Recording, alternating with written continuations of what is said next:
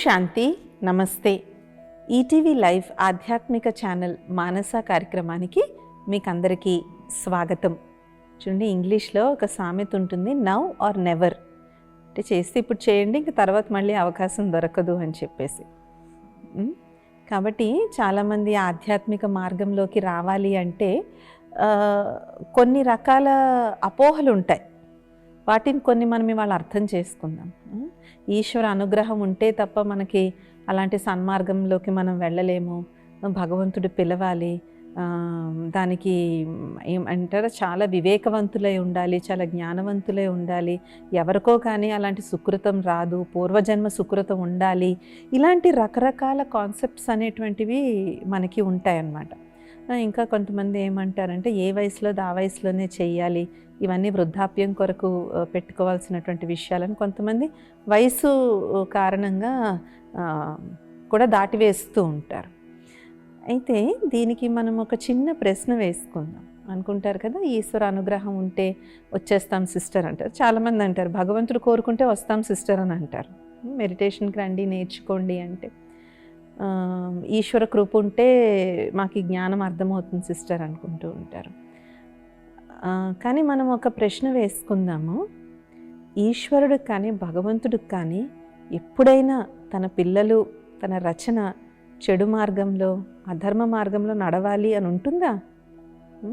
కొన్నాళ్ళు వీళ్ళని భోగాల్లో నడవనిద్దాము, తర్వాత నేను పిలుస్తానులే అని అనుకుంటాడా భగవంతుడు? మనం మృత్యుశయ్యపై ఉన్నప్పుడు ఆధ్యాత్మిక జ్ఞానం ఏం అర్థమవుతుంది? అర్థమైనా ఏం ఆచరించగలం, ఏం పాటించగలం? సో ఇది ఎంతవరకు ఈ థాట్ కరెక్టేనా? అంటే ఆధ్యాత్మికతలో ఇదైపోవడం అంటే అందరేదో పెద్ద గురువులు అయిపోతారు, చాలా పాపులర్ అయిపోతారు, అది కాదు విషయం. జ్ఞానం అనేటువంటిది, ఎస్పెషల్లీ ఆధ్యాత్మిక జ్ఞానం అనేటువంటిది అనుభూతి, ఎక్స్పీరియన్స్. మనం అందులోకి వెళ్ళే కొద్దీ ఆధ్యాత్మికతలో మన ఏజ్ ఎంత ఎక్కువ ఉంటే దాన్ని బట్టి అనుభూతి పెరుగుతుంది. దానికి ఫిజికల్ ఏజ్కి ఏమీ సంబంధం లేదు. అలాగని 60-70లో వచ్చిన వాళ్ళు చాలా సులువుగా ముందుకెళ్ళిపోతారని, 20-30లో వచ్చిన వాళ్ళు ముందుకెళ్ళలేరు అనేది, ఇవి మనకి లిమిటేషన్స్, లిమిటెడ్ థింకింగ్. అది మనకి మనం పెట్టుకున్నటువంటి హద్దులు. కాబట్టి ఆధ్యాత్మిక జీవితంలోకి రావడానికి సరైన సమయం ఏంటి? ఈ క్షణం, now, this day, this moment. ఎప్పుడైతే మనకి something is missing in life. ఇంకొకటి కూడా ఉంటుంది, ఇవన్నీ బాగా దుఃఖాలు, బాధలు, కష్టాలు ఉన్నవాళ్లే ఇలాంటి మార్గాల్లోకి వెళ్తారని. అది చాలా పెద్ద అపోహ. ఏదో డిప్రెషన్లో ఉన్నవాళ్ళు, సూసైడ్స్ చేసుకునే వాళ్ళు, మెంటల్ హెల్త్ ఇష్యూస్ ఉన్నవాళ్ళు వాళ్ళే ఆధ్యాత్మికతలోకి వస్తారన్నది కూడా చాలా అపోహకరమైనటువంటి విషయం. ఆధ్యాత్మికతలోకి వస్తే ఆ ప్రాబ్లమ్స్ అన్నీ సాల్వ్ అవుతాయి, అది డెఫినెట్లీ ట్రూ. బట్ అవ్వుంటేనే ఇందులోకి రావాలనుకున్నది కూడా కరెక్ట్ కాదు. ఇంకొంతమంది ఏమంటారు, ఏ దిక్కు దివాణం లేని వాళ్ళు కూడా ఈ మార్గంలోకి వస్తారనుకుంటారు. అంటే వెనకాతలు చూసేవాళ్ళు ఎవరూ లేరు, పట్టించుకునే వాళ్ళు ఎవరూ లేరేమో, అందుకని చెప్పి ఇలాగా స్పిరిచువాలిటీ వైపుకి వెళ్ళిపోయారు అని చెప్పేసి. నో. సో ఇవన్నీ కూడా ఏంటంటే మనం ఏర్పరచుకున్నటువంటి కొన్ని లిమిటెడ్ థింకింగ్. అలాగే బాగా విద్యావంతులు బోలెడని పుస్తకాలన్నీ చదివితే తప్ప మనకి ఇవేమీ అర్థం కాదు అని అనుకుంటాం, విచ్ ఈజ్ ట్రూ. కానీ అది మొదలు పెట్టడానికి ఒక పర్టికులర్ టైము, ఒక పర్టికులర్ ఘడియ, ఒక పర్టికులర్ క్షణం అంటూ ఏమీ ఉండదు. మనకి థాట్ ఎప్పుడు వస్తే అప్పుడు ఖచ్చితంగా మనం దాన్ని ఆచరించవచ్చు. వృద్ధాప్యం వరకు వెయిట్ చేయాల్సిన అవసరం లేదు. ఏదో ఒక డివైన్ థాట్ నాకు వస్తుంది, బుద్ధుడికి ఎన్లైటన్మెంట్ చెట్టు కింద అయినట్టు లేదు. బుద్ధుడికి ఎన్లైటన్మెంట్ కూడా చెట్టు కింద ఎందుకు అయింది ఆయనకి? ముందు he realised that this is not the life, ఈ లైఫ్ కాదు, నా లైఫ్కి వేరే పర్పస్ ఏదో ఉంది అని ఆయన వదిలి వెళ్ళిన తర్వాత ఆయనకి ఎన్లైటన్మెంట్ వచ్చింది. అంతేకాని ఎన్లైటన్మెంట్ వచ్చాక ఆయన ఏమీ వదిలి వెళ్ళలేదు. ద సేమ్ టైం మరి ఆధ్యాత్మికత ఎప్పుడు స్టార్ట్ చేయాలి అంటే, లైఫ్లో ఇంకా నేను ఏదన్నా ఈ లైఫ్ని నేను ఇంకా ఎన్రిచ్ చేసుకోవాలి, దీంట్లో నేను ఇంకా ఏదో సాధించాలి, లేదంటే నా లైఫ్లో నాకు ఒక డిసిప్లిన్ ఉండాలి, ఒక పద్ధతి, నియమబద్ధంగా నా జీవితం నాకు వెళ్ళాలి, నా పిల్లలు, నా ఫ్యామిలీ అంతా ఒక డిసిప్లిన్డ్గా, ఒక గుడ్ వాల్యూస్, గుడ్ మారల్ వాల్యూస్తో నా లైఫ్ స్టార్ట్ చేయాలి, అలాంటి ఒక ఆదర్శవంతమైన జీవితాన్ని నేను గడపాలి అనుకున్నప్పుడు స్పిరిచువాలిటీ డెఫినెట్లీ మార్గం. చాలామంది భారతీయులు ఇప్పుడు ప్రపంచవ్యాప్తంగా ఉన్నారు. వాళ్ళందరూ అక్కడికి వెళ్ళినా సరే మన భారతీయ కల్చర్ని కానీ, మన భారతీయ సంప్రదాయాన్ని కానీ వాళ్ళ పిల్లలకి నేర్పించడానికి చాలా కష్టపడుతూ ఉంటారు. ఇంకా ఇండియాలో ఉన్న పిల్లలకి పండగకి జీన్స్లు అవి కొంటారేమో, కానీ ఫారెన్లో ఉన్న వాళ్ళు ఖచ్చితంగా వాళ్ళ పిల్లలకి పండగలు వస్తే పట్టుపావడాలే వేస్తారు. సో ఇది దేశం, కాలం, మనం నివసిస్తున్న దాంతో వేటితో కూడా ఆధ్యాత్మికత స్టార్ట్ చెయ్యకపోవడానికి కారణం లేదు. అలాగే మనకు ఇంకొక అపోహ కూడా ఉండకూడదు, కేవలం భారతీయులు ఆధ్యాత్మికత అర్థం చేసుకుంటారు, భారతీయులు కాని వాళ్ళు ఆధ్యాత్మికత అర్థం చేసుకోలేరని కాదు. ప్రపంచవ్యాప్తంగా ఆధ్యాత్మికత అనేటువంటిది మనలోనే ఉన్న యాక్చువల్గా ఒక గుణం. టు అండర్స్టాండ్ ద సెల్ఫ్, నన్ను నేను అర్థం చేసుకుని పరమాత్మను అర్థం చేసుకోవాలి, భగవంతుడిని అర్థం చేసుకోవాలన్న కోరిక ప్రపంచంలో అందరికీ ఉంటుంది. అయితే కొంతమందిలో చాలా బలీనీయంగా ఉంటుంది, కొంతమంది ఓకే ఏదో నేను చేస్తున్నానులే, క్రిస్టియన్స్ అయితే సండే ఒకసారి చర్చ్కి వెళ్ళి వస్తున్నాను, హిందూస్ అయితే రోజుకో గుడికి వెళ్ళి వస్తున్నాను చాలు. అందులో డిఫరెన్స్ ఉండొచ్చు, కానీ ఒకళ్ళు పుట్టిన ప్రాంతం, ఒకళ్ళు పుట్టిన దేశం బట్టి వాళ్ళకి ఆధ్యాత్మికత ఎక్కువ అబ్బుతుంది తక్కువ అబ్బుతుందని మనము అలాగే నిర్ధారించడానికి అవకాశం లేదన్నమాట. సో ఎవరైనా ఎక్కడుంటున్నా, ఏ విధంగా ఉంటున్నా, ఏ పరిస్థితులు, అలాగే దీనికి ధనిక పేద అన్న తేడా కూడా లేదు. పేదవాళ్ళు, చదువుకోలేని వాళ్ళు, వాళ్ళకేం అర్థమవుతాయి ఇవన్నీ కూడా అని అనుకోవడానికి లేదు. మీరు బ్రహ్మకుమారీస్ కానీ వచ్చినట్లయితే సమాజంలో అన్ని వర్గాల వాళ్ళు, కేవలం అన్ని జాతులు, మతాలు, ధర్మాలే కాదు, అన్ని ఎడ్యుకేషన్ బ్యాక్గ్రౌండ్స్ వాళ్ళు, literates, illiterates, poor, middle class, rich, super rich, అందరూ ఒకే క్లాస్ రూమ్లో, ఒకే మెడిటేషన్ రూమ్లో కూర్చుని మెడిటేషన్ ప్రాక్టీస్ చేస్తూ ఉంటారు. ఒక సిస్టర్ వస్తారనమాట, ఆమె యాక్చువల్గా ఆమె చేసేది ఏంటి అంటే గుడి బయట పువ్వులు అమ్ముకుంటారు ఆవిడ. కానీ ఆవిడ ఎంత ఏకాగ్రతతో, కాన్సన్ట్రేషన్తో ఆవిడ మెడిటేషన్ చేస్తారు. ఆవిడకి చదవడం రాయడం అస్సలు రాదు. ఆవిడ గుడిల బయట పువ్వులు అమ్ముకునే మహిళ, కానీ ఎంత మంచి మెడిటేషన్ చేస్తారంటే ఆ సిస్టర్, అంత మంచి మెడిటేషన్ చేస్తారు. నేర్చుకోవాలి, ఆ బెనిఫిట్, ఆ సిన్సియారిటీ, ఏకాగ్రతతో ప్రాక్టీస్ చేయడం ఈజ్ మోర్ ఇంపార్టెంట్. అండ్ ఇంకొక అపోహ కూడా ఏముంటుందంటే, బిజీ లైఫ్లో టైం ఎక్కడ ఉంటుంది అనుకుంటాం కదా. అయితే ఇక్కడ ఈ బిజీ అనేటువంటి పదాన్ని మనం కొంచెం ఎక్స్ట్రాపులేట్ చేసుకుందాం. నేను నిజంగా బిజీగా ఉన్నానా లేదా అంటే బిజీగా ఉన్నానని అనుకుంటున్నానా? నిజంగా బిజీగా ఉండడం అంటే ఏంటి? టైం టేబుల్ అంతా కట్ షార్ట్గా అంత ఉండడం. బిజీగా ఉన్నాను అనుకోవడం అంటే ఏంటి? వేస్ట్లో ఎక్కువ టైంని గడిపేయడం వల్ల నా టైం అంతా దానికి వెళ్ళిపోతుందా? వ్యర్థంలోకి ఆ టైంని గడిపేసినా కూడా మనం బిజీ బిజీ బిజీ అనే అనుకుంటాం. మన వృత్తి, మన ప్రవృత్తి, మన బాధ్యతలు, వీటికి తప్పకుండా మనం సమయం కేటాయించాలి. కానీ అవి కాకుండా ఎప్పుడైతే మనం వేస్ట్ విషయాలను మన లైఫ్లోకి ఇన్వైట్ చేస్తామో, ఇది ఒక మొబైల్ విషయమే కాదు. అందరూ ఏమనుకుంటారు? మొబైల్ అనుకుంటారు. కానీ ప్రతిదీ మనం మొబైల్ మీద నెట్టడానికి లేదు. కొంతమందికి అనవసరమైన విషయాల్లో కలగజేసుకుంటారు, అనవసరమైన వ్యవహారాల్లోకి వెళ్ళి తల ఇరుక్కుంటారు. So they invite waste into their life. So ఈ విధంగా వేస్ట్లో నా టైంని నేను బిజీ చేసుకున్న కారణంగా నేను బిజీ అని అనుకుంటున్నానా? సో ఈ బిజీగా ఉంటే మేము స్పిరిచువాలిటీ ప్రాక్టీస్ చేయలేము అని అనుకున్న వాళ్ళు, మనం రోజంతా భోజనం చేయడానికి అయితే టైం తీస్తున్నాము, వాటర్ తాగడానికి అయితే టైం తీస్తుంటాము, ఫ్యామిలీతో గడపడానికి మనం టైం తీస్తుంటాం. ఎక్కువ టైం అక్కర్లేదు. డే అంతట్లో ఒక 15 minutes, ఆ 15 నిమిషాలు మీకోసం మీరు కేటాయించుకోండి. బ్రహ్మకుమారీస్ ప్రీవియస్ హెడ్ అయినటువంటి గుల్జార్ దాది గారు ఏం చెప్పేవారు అంటే, అందరూ మంచినీళ్ళు తాగడానికి అయితే బ్రేక్ తీసుకుంటారు కదా, మంచినీళ్ళు కూడా తాగకుండా పనిచేసే వాళ్ళు ఎవరూ ఉండరు. అట్లీస్ట్ మంచినీళ్ళు అన్నా తాగుతారు. ఆ మంచినీళ్ళు తాగడానికి ఒక్క ఫ్యూ సెకండ్స్ ముందు కూర్చుని కాస్త సైలెన్స్లో ఉండి ఆ వాటర్కి పాజిటివ్ వైబ్రేషన్స్ ఇచ్చి తాగండి చాలు అనేవారు దాది. 1 minute చాలు అనేవారు దాది. ఇప్పుడు దాదీని ఫారినర్స్ అడిగారనమాట, దాది 1 minuteలో ఏమొస్తుంది అని. దాది అన్నారు, పరమాత్ముడు భగవంతుడు ఎంత సర్వశక్తివంతుడంటే ఆయనకి 1 నిమిషం చాలు, కానీ మన కనెక్షన్ ఆయనతో కరెక్ట్గా ఉండాలంతే. కాబట్టి ప్రతి గంటలో జస్ట్ 1 minute కేటాయించి ఆ 1 minute కాసేపు సైలెన్స్ ప్రాక్టీస్ చేసి, కాస్త వీలైతే బ్రీదింగ్ ఎక్సర్సైజ్ చేసుకుని కనెక్ట్ టు ద డివైన్. ఆ 1 minuteలో మనకు వచ్చేటువంటి ఎనర్జీ నెక్స్ట్ 59 నిమిషాలు మనల్ని ఉత్తేజవంతంగా ఉంచుతుంది. ఇంత కూడా ఎందుకు, మనం మధ్య మధ్యలో వాట్సాప్ మెసేజ్లు చెక్ చేసుకుంటూ ఉంటాం, దాంట్లో 15 గంట 20 నిమిషాలు కూడా గడిచిపోతూ ఉంటాయి.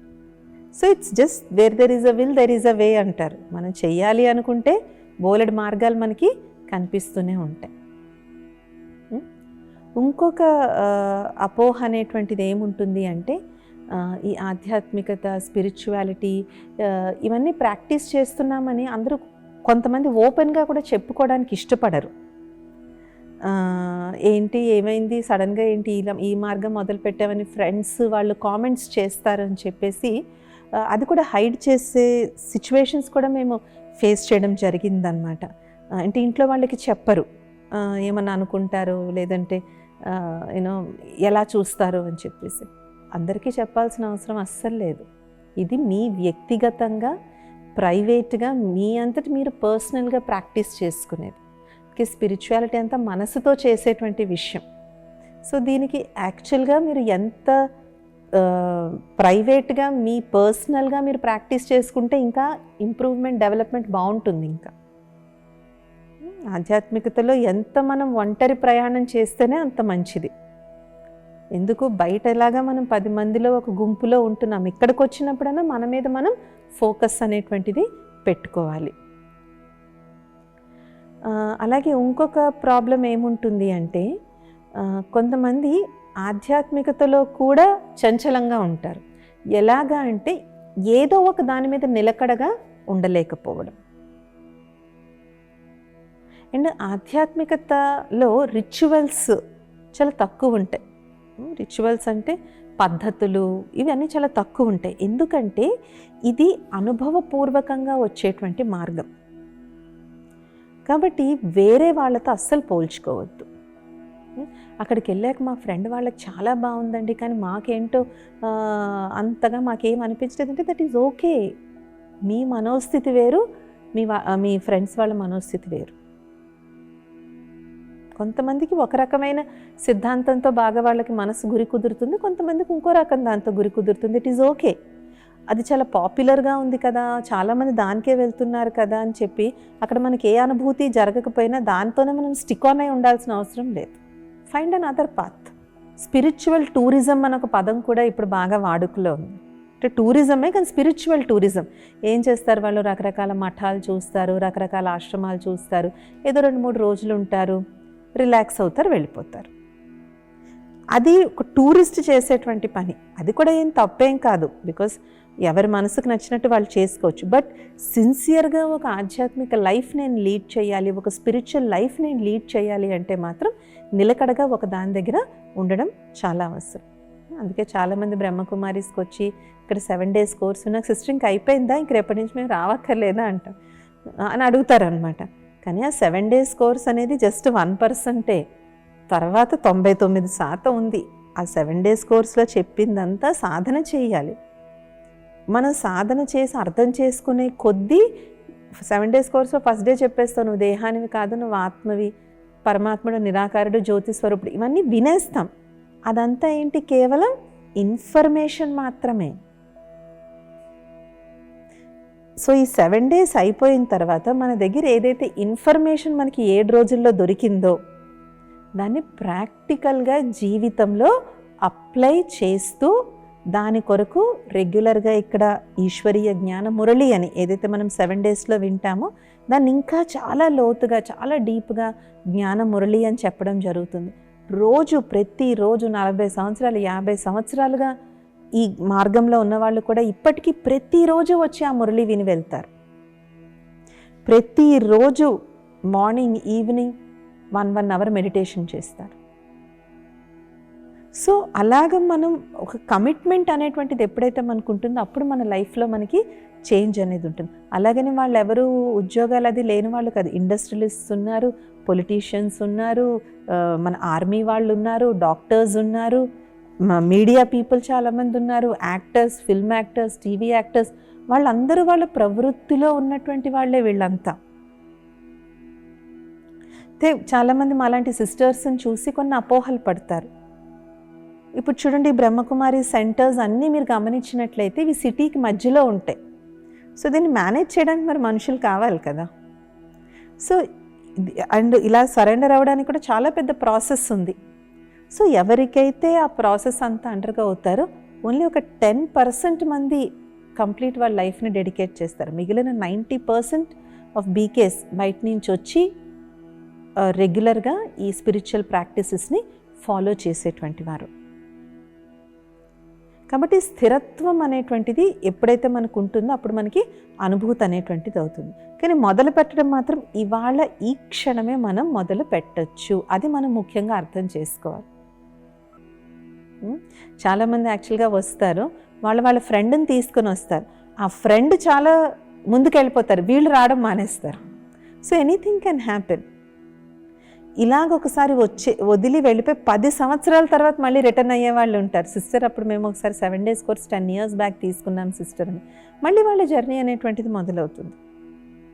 సో ఈ స్పిరిచువల్ జర్నీ అనేటువంటిది చాలా, దీంట్లో కూడా దీని మలుపులు ఇవన్నీ ఉంటాయి. ఒక్కోసారి మనకేమనిపిస్తుంది, we forget why we started, ఎందుకు నేను ఈ మార్గంలో మొదలు పెట్టాననేది మనం మర్చిపోయినప్పుడు వి ఫీల్ లాస్ట్. ఏంటి, ఎందుకు ఇదంతా బయట మామూలుగా ఉంటేనే అయిపోతుంది కదా అనిపిస్తుంది. నో, చాలామంది స్పిరిచువాలిటీలోకి రావడానికి ఏంటంటే వాళ్ళ జీవితంలో ఇంకా ఏదో చెయ్యాలి. లభించినటువంటి జీవితాన్ని ఒక 10 మందికి ఉపయోగపడాలి, ఒక 100 మందికి ఉపయోగపడాలి, నా వల్ల సమాజానికి ఒక మంచి జరగాలి అనేటువంటి అత్యుత్తమమైన ఉద్దేశంతో కూడా స్పిరిచువాలిటీలోకి వచ్చే వాళ్ళే ఎక్కువ శాతం ఉంటారు. రెగ్యులర్ మండేన్ లైఫ్లో మేము ఇంకా ఏదో ఎక్స్ట్రా అంటారు కదా, cherry on the top, ice cream అంతా వేసి దాని మీద చెర్రీ పెడతారు. సో పిల్లలు ఫస్ట్ దేనికోసం కొట్టుకుంటారు, చెర్రీ కోసం కొట్టుకుంటారు. నాకు చెర్రీ కావాలి, నాకు చెర్రీ కావాలి. సో లైఫ్ అంతా ఒక ఐస్ క్రీమ్ లాగా ఉంటే spirituality is like the cherry on the top, దాని మీద ఉన్నటువంటి స్పెషల్ అట్రాక్షన్ అన్నమాట. కాబట్టి స్పిరిచువల్ లైఫ్లో మనం ఇలా వెళ్తున్న కొద్దీ పర్సనల్ ట్రాన్స్ఫర్మేషన్ ఒకటే కాదు, కేవలం స్వపరివర్తన ఒకటే కాదు, మనం వెతుకుతున్న ఎన్నో ప్రశ్నలకి మనకే సమాధానాలు దొరుకుతాయి. Really I'm a soul, correct, ఇదెంత కరెక్ట్ కదా అనే రియలైజేషన్ వస్తుంది. ఫస్ట్ మనకి ఇన్ఫర్మేషన్ వస్తుంది, తర్వాత అప్లికేషన్ వస్తుంది, తర్వాత రియలైజేషన్ వస్తుంది. రియల్లీ ఐఎమ్ అ సోల్, కరెక్టే కదా, నేను ఈ దేహాన్ని కాదు, ఈ దేహం నాకు రోజు రోజుకి మారుతూ ఉంది, ఇవాళకి రేపటికి దీంట్లో కించిత్ మాత్రమైనా మార్పు ఉంటుంది, అందుకే నేను ముసల్దాన్ని అవుతున్నాను. But I the soul I'm eternal, నేను అనాది అవినాశి ఆత్మస్వరూపాన్ని. కరెక్ట్. అప్పుడు ఏ పని చేసినా కూడా ఆ ఆత్మిక భావనతో చూడడం అనేటువంటిది అలవాటు అవుతుంది. సో ఇన్ఫర్మేషన్ కాస్త ఎప్పుడైతే మనం అప్లై చేస్తామో అప్పుడైతే విజ్డమ్ కింద అవుతుంది, వివేకం కింద అవుతుంది. ఆ వివేకం ఎప్పుడైతే వస్తుందో అప్పుడు మనకి రియలైజేషన్ అనేటువంటిది వస్తుంది. రియలైజేషన్ అంటే స్వీయ అనుభూతి, వేరే వాళ్ళ అనుభూతి కాదు, స్వయం యొక్క అనుభూతి. స్వీయ అనుభవం మనకి ఎప్పుడైతే జరుగుతుందో అప్పుడు ఈ మార్గాన్ని వదిలేయమన్నా సరే వదిలేయలేరు. కాబట్టి ఈ రకమైన ఏ విధమైనటువంటి అపోహలు, డౌట్స్, సంకోచాలు పెట్టుకుని స్పిరిచువల్ సెంటర్స్కి వెళ్ళడం మానేయద్దు. అట్లీస్ట్ ట్రై చేయడానికి వెళ్ళండి, తప్పులేదు కదా. చూడండి, సిటీలో కొత్త రెస్టారెంట్ వస్తుంది, అక్కడ కొంతమందికి రెస్టారెంట్స్ అంటే చాలా పిచ్చి ఉంటుంది అనమాట. ప్రతి వారం ఒక కొత్త రెస్టారెంట్ ట్రై చేస్తూ ఉంటారు. కొన్ని కొన్ని బాగుంటాయి, కొన్నిట్లో అస్సలు ఫుడ్ బాగోదు, బట్ ట్రై అయితే చేస్తున్నారు కదా. సో స్పిరిచువాలిటీ, ఆధ్యాత్మికత కూడా సో ట్రై చేయడంలో తప్పకుండా తప్పు అనేటువంటిది లేదు. అట్లీస్ట్ మీరు అక్కడ కూర్చున్నప్పుడు అక్కడ ఉన్న వైబ్రేషన్స్ ఏవైతే ఉన్నాయో, అక్కడ ఎనర్జీ ఏదైతే ఉంటుందో ఆ ఎనర్జీ మిమ్మల్ని అప్లిఫ్ట్ చేస్తుందన్నమాట. అండ్ ఎస్పెషలీ ఎవరైతే కోపాన్ని తగ్గించుకోవాలనుకుంటున్నారో, లేదంటే ఇంట్లో ఎక్కువ గొడవలు అవుతున్నాయి, రిలేషన్షిప్ కాన్ఫ్లిక్ట్స్ వస్తున్నాయి, లైఫ్లో డిస్సాటిస్ఫాక్షన్ ఉంది, మేము ఒక డిప్రెషన్, యాంగ్జైటీ వీటిల్లోకి వెళ్ళిపోతున్నామని తెలిసిన వాళ్ళు కంపల్సరీగా ఆధ్యాత్మికతను ట్రై చేయాలి. కానీ చాలామంది యూత్ ఇప్పుడు మిస్గైడెడ్ స్టెప్ తీసుకోవడానికి కారణం వాళ్ళకి డైరెక్షన్ తెలియక, ఆ ప్రాబ్లం నుంచి ఎలా బయటపడాలో వాళ్ళకి డైరెక్షన్ తెలియక ఆత్మహత్యలు లాంటి నిర్ణయాలు తీసుకుంటున్నారు. సో కాబట్టి పిల్లలు అవ్వచ్చు, టీన్స్ అవ్వచ్చు, యూత్, మిడిల్ ఏజ్డ్, ముసలి వాళ్ళు, వృద్ధుల వరకు అందరూ కూడా ఆధ్యాత్మికను తప్పకుండా ట్రై చేయాలి. అందులో ఇప్పుడు బికాస్ ఆఫ్ టెక్నాలజీ ఇంప్రూవ్మెంట్తో మనకి చాలా మెటీరియల్ మనకి ఆన్లైన్లో కూడా మనకి అవైలబుల్గా ఉంది. అవి ఇవి విని టైం వేస్ట్ చేసుకునే బదులు ఇలాంటి స్పిరిచువల్ విషయాలు కానీ మనం విన్నట్లయితే మన సమయం సఫలమవుతుంది. ఎవరికైతే బాగా బిజీగా ఉండొచ్చు, హైదరాబాద్ లాంటి సిటీలో ఉంటే డిస్టెన్సులు, ట్రాఫిక్ వీటన్నిటిలో రెగ్యులర్గా రాలేకపోవచ్చు, అలాంటి వాళ్ళ కోసం వరమే ఇప్పుడు ఈ ఆన్లైన్ స్పిరిచువల్ క్లాసెస్. అన్ని ఆధ్యాత్మిక సంస్థలు వాళ్ళ నాలెడ్జ్ని అంతా ఇప్పుడు ఆన్లైన్లో పెడుతున్నారు. అవి ఇవి వేస్ట్గా చూసే బదులు అట్లీస్ట్ ఇలాంటి స్పిరిచువల్ బుక్స్ని రిఫర్ చేయడం, స్పిరిచువల్ క్లాసెస్ వినడం, అలాంటి సంగీతం పెట్టుకోవడం, వాళ్ళ ప్రవచనాలు వినడం, ఇది కూడా మనలో చాలా స్పిరిచువాలిటీ నింపుతుంది. ఎస్పెషలీ కరోనా సమయంలో బ్రహ్మకుమారీస్ మేము చాలా ఆన్లైన్ సర్వీసెస్ స్టార్ట్ చేసాం. ఆ కరోనా సమయంలో ఆన్లైన్లో విని ఇప్పుడు రెగ్యులర్గా మెడిటేషన్ చేస్తున్న వాళ్ళు చాలామంది ఉన్నారు, థౌజండ్స్లో ఉన్నారు. కరోనా సమయంలో మేము ఖాళీగా కూర్చునే వాళ్ళం కదా సిస్టర్, స్పిరిచువల్ క్లాసెస్ అన్నీ విని that brought out the spiritual spark in them. దానివల్ల వాళ్ళలో ఆధ్యాత్మికత అనేటువంటిది అంకురించింది.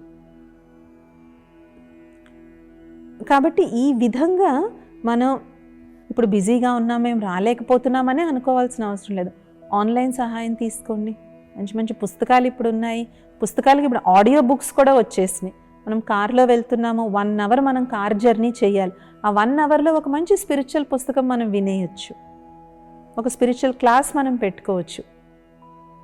గోల, గట్టి గట్టి సౌండ్స్ ఇవన్నీ విని మైండ్ని డిస్టర్బ్ చేసుకునేదానికన్నా చక్కగా 1 అవర్ మనం స్పిరిచువల్ విషయాలు విన్నట్లయితే మన మైండ్ ఎంతో పాజిటివ్గా ఉంటుంది. ఎస్పెషలీ ఉదయం పూట ఆఫీస్కి వెళ్ళేటప్పుడు, ఉదయం పూట ఆఫీస్కా, స్కూల్కా, కాలేజ్కా వెళ్ళేటప్పుడు మాత్రం మీ మైండ్లో ఇలాంటి స్పిరిచువల్ విషయాలను విని వాటి థాట్స్లో మీరు వెళ్ళండి ఆఫీస్కి. అప్పుడు మంచి పాజిటివ్ మైండ్ సెట్తో మనం ఆఫీస్కి వెళ్తాం. మనం నెగిటివ్ విషయాలు వింటూ నెగిటివ్ విషయాల గురించి ఆలోచిస్తూ ఆఫీస్కి వెళ్తే అదే ఎనర్జీని మనం ఆఫీస్లో కూడా తీసుకుని వెళ్ళడం జరుగుతుందన్నమాట. సో ఇలాంటి కొన్ని మీ సెల్లో డౌన్లోడ్ చేసుకుని పెట్టుకోవచ్చు, మీ ల్యాప్టాప్లో డౌన్లోడ్ చేసుకుని పెట్టుకోవచ్చు. బోర్ కొట్టినప్పుడు కాసేపు ఇలాంటివి చూడొచ్చు. ఇప్పుడు అన్నీ కన్సైజ్ అయిపోయాయి, 10 మినిట్స్లో వచ్చేసినాయి, 15 మినిట్స్, హాఫ్ అన్ అవర్ అన్నీ వస్తున్నాయి, అన్ని రకాల ఫార్మాట్స్. ఆడియో అయితే ఆడియో, వీడియో అయితే వీడియో, పుస్తకాలు అయితే పుస్తకాలు. సో ఇప్పుడు స్పిరిచువాలిటీ కోసం మాకు టైం లేదు అని చెప్పేటువంటి అవకాశం లేదు, మన చేతిలోకే వచ్చేసింది మొత్తం అంతా. కాబట్టి ఎవరో పిలుస్తారు, ఏదో జరుగుతుంది, ఏదో అద్భుతం జరుగుతుందని వెయిట్ చేయొద్దు. మన థాట్ పుట్టడమే, అలాగే మీకు ఒక స్పిరిచువల్ సంస్థ మిమ్మల్ని అప్రోచ్ అయ్యింది అంటేనే that itself is a sign. మీరు ఒక ప్యాంప్లెట్ చూశారు, ఒక ఇన్విటేషన్ మీకు అందింది అంటే అదే సైన్. ఇంకేం సైన్ ఉంటుంది? ఆకాశవాణి ఏమైనా చెప్తుందా? చెప్పదు. ఒక ఇన్విటేషన్ దొరికింది, ఒక సత్సంగానికి రమ్మని, ఒక ప్రోగ్రామ్కి రమ్మని, తప్పకుండా వెళ్ళండి. అదే సైన్ మీరు వెళ్ళాలి అని చెప్పేసి. ఏదైనా మీ ఫ్రెండ్ ఎప్పుడైనా రమ్మంటే నో అని చెప్పకండి, కంపల్సరీగా వెళ్ళండి, అందులో ఏం మంచి ఉందో. కాబట్టి ఈ విధంగా మంచి ఆలోచన కలిగిన వేళే మంచి ముహూర్తం. వచ్చే మానసాలు ఇంకొన్ని విషయాలను తెలుసుకుందాం. ఓం శాంతి. నమస్తే.